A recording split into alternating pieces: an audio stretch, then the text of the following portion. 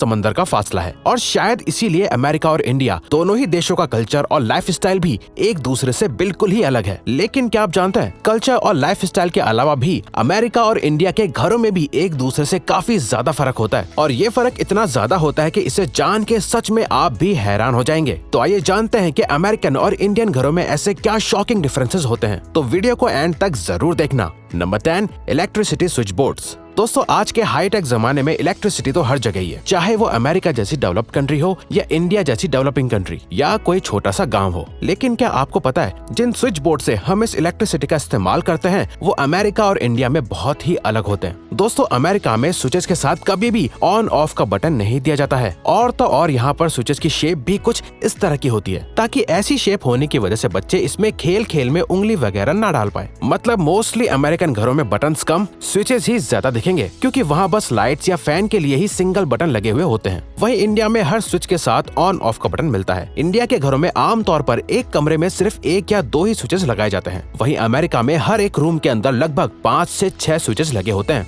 वैसे दोस्तों, इससे हटके एक सवाल है कि क्या आप भी लाइफ में कभी एक बार जरूर अमेरिका घूमने जाना चाहते हैं? हमें कमेंट्स में यस या नो टाइप करके बताओ। Number 9, single and dual sink system. घरों के किचन में सिंक लगा हुआ तो सभी ने देखा होगा। दोस्तों, इंडिया के घरों में कुछ इस पिक्चर की तरह के सिंक लगे हुए होते हैं जिसमें आप सिर्फ बर्तनों को धो सकते हो। लेकिन क्या आपको पता है कि अमेरिका में इस तरह के डुअल यानी 2 सिंक लगे हुए होते हैं। एक सिंक तो नॉर्मल बर्तनों को धोने के लिए ही लगा होता है और दूसरा सिंक बर्तनों में बचे हुए खाने को फेंकने के लिए होता है। इस दूसरे सिंक के नीचे एक खास तरीके की मशीन लगी हुई होती है जिससे सिंक में खाना डालते ही वो छोटे छोटे टुकड़ों में कट जाता है और पानी के साथ बाहर निकल जाता है। वैसे इंडिया में तो बचा हुआ खाना ज्यादातर पक्षी या किसी जानवर को खिला दिया जाता है, जो हमारे हिसाब से इस सिंक वाले तरीके से ज्यादा बेहतर है। Number 8, wooden and tile floors and walls. दोस्तों, इंडिया में घरों का फर्श यानी फ्लोर सीमेंट से बना होता है या उस पर टाइल्स या मार्बल लगा दिया जाता है, जबकि अमेरिका में 10 में से 9.99 घरों का फर्श यानी फ्लोर और दीवारें लकड़ी से ही बनी हुई होती हैं। क्योंकि इंडिया की बात करें तो इंडिया में लोगों को एक बार में पैसा लगाकर मजबूत काम चाहिए होता है जिसको उन्हें बार बार रिपेयर न करवाना पड़े। इसीलिए इंडिया में लोग टिकाऊ चीजों को ढूंढते हैं जो लंबी चले। वहीं दूसरी तरफ अमेरिका की बात करें तो वहाँ पर ठंड ज्यादा पड़ती है, इसीलिए टाइल्स या सीमेंट का फ्लोर वेदर के हिसाब से सूट नहीं करता है, क्योंकि सीमेंट या टाइल्स